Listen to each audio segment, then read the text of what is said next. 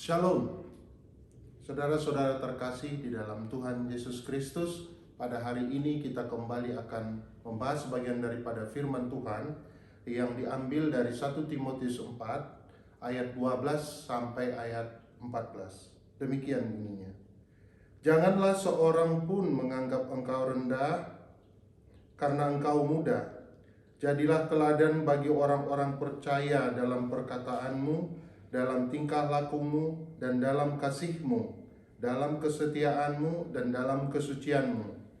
Sementara ini, sampai aku datang, bertekunlah dalam membaca kitab-kitab suci, dalam membangun, dan dalam mengajar.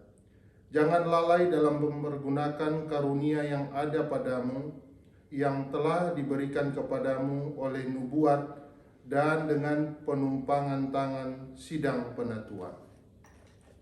Saudara-saudara yang terkasih di dalam Tuhan kita Yesus Kristus, pada hari ini kita akan membahas satu firman Tuhan yang ditujukan kepada pemuda. Oleh karena itu, nats ini saya ambil tema dengan judul Hai Pemuda, Jadilah Teladan. Saudara-saudara yang terkasih di dalam Tuhan Yesus Kristus, hari ini kita akan kembali belajar kebenaran firman Tuhan yang diambil dari 1 Timotius 4 ayat 12 sampai 14 tadi dengan penekanan pada ayat 12. 1 Timotius 4 ayat 12. Janganlah seorang pun menganggap engkau rendah karena engkau muda. Jadilah teladan bagi orang-orang percaya dalam perkataanmu, dalam tingkah lakumu, dalam kasihmu dan kesetiaanmu, dan dalam kesucianmu. Demikian firman Tuhan. Berbahagialah setiap orang yang mendengar, yang menyimpannya di dalam hatinya, serta yang melakukannya di dalam hidupnya sehari-hari. Saudara-saudara, sesuai dengan tema yang kita ambil pada hari ini, ialah tentang keteladanan pemuda. Pertanyaannya adalah, apakah itu teladan? Teladan adalah suatu sifat atau sikap yang baik, yang patut ditiru, dan patut menjadi contoh. Dan sekarang apa hubungan antara pemuda dengan menjadi seorang pribadi yang menjadi contoh?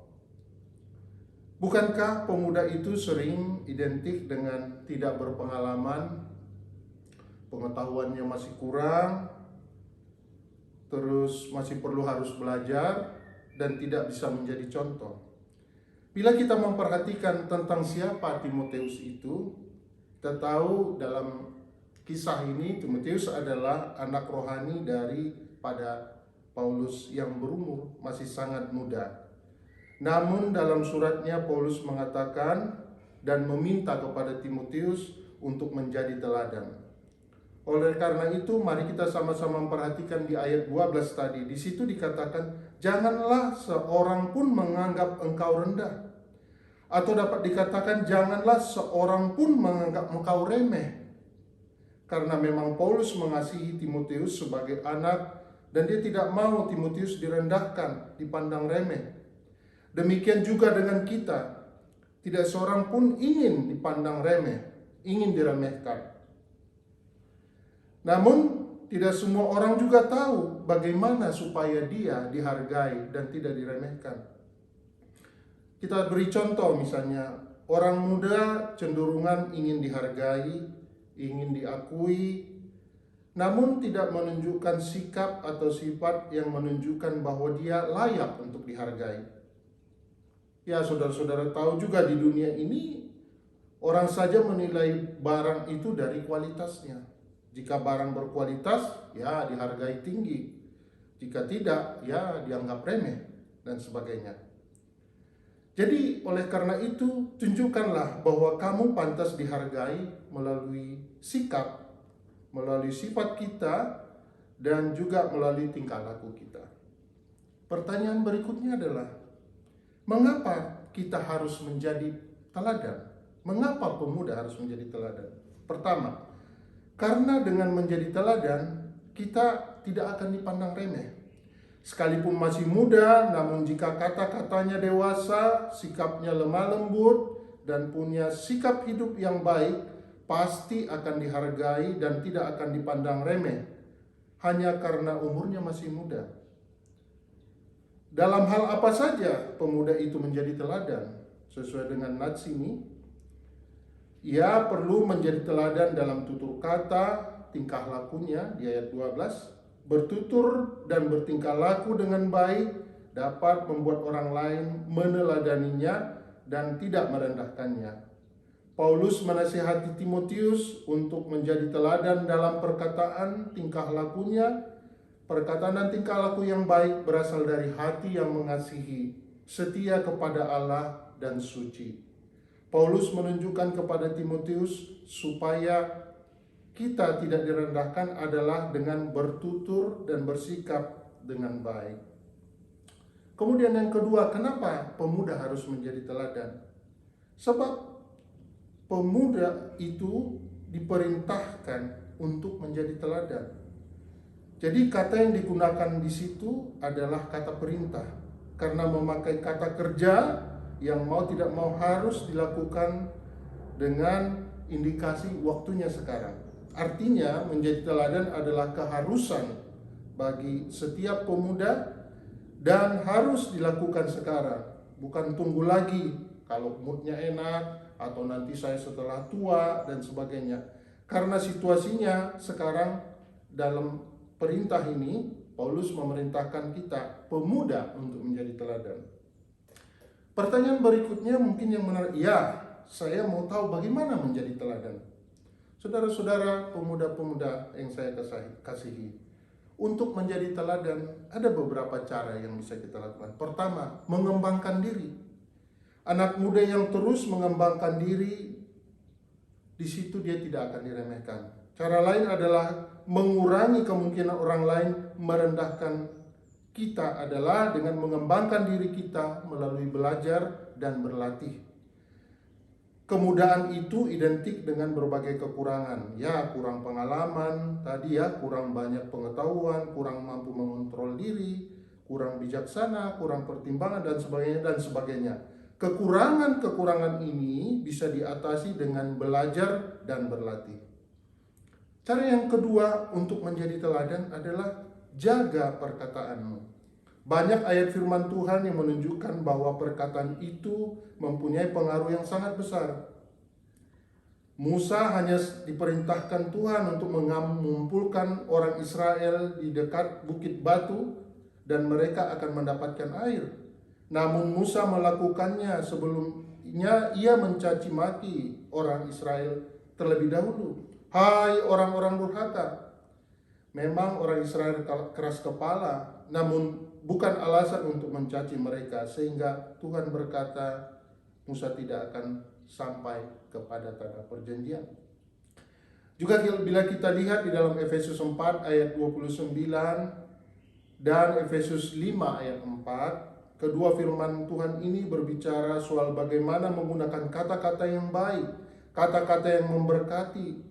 Mari kita satu sama lain saling memberkati dengan kata-kata yang baik. Ayat ini menunjukkan bahwa standar yang kita pakai dalam menilai atau bertindak kepada orang lain akan dipakai kepada kita sendiri dalam memahami dan menilai kita. Saya yakin dengan ini kita tentu akan lebih banyak berpikir sebelum berbicara. Kemudian bagaimana menjadi teladan? Yang ketiga adalah jadilah teladan dalam kasih, sebagaimana di dalam ayat 12 ini. Kemudian menjadi teladan di dalam kesetiaan. Kata setia ini identik hubungannya dengan tanggung jawab. Oleh karena itu, bagaimana menjadi teladan dalam kesetiaan ialah sikap bertanggung jawab kepada Allah dengan sikap kita yang berkenan kepada Allah dan bertanggung jawab kepada sesama melalui pekerjaan yang kita lakukan dengan baik yang dipercayakan kepada kita. Dalam Galatia 5 ayat 22 dikatakan, mencatat kesetiaan itu adalah salah satu bentuk dari buah roh. Bagaimana menjadi teladan? Cara yang keempat adalah menjadi teladan di dalam kesucian. Bicara soal kesucian dan kekudusan hidup seringkali menjadi hal yang tidak menarik bagi sebagian orang. Karena ada orang yang beranggapan bahwa yang harus hidup kudus itu hanya hamba Tuhan.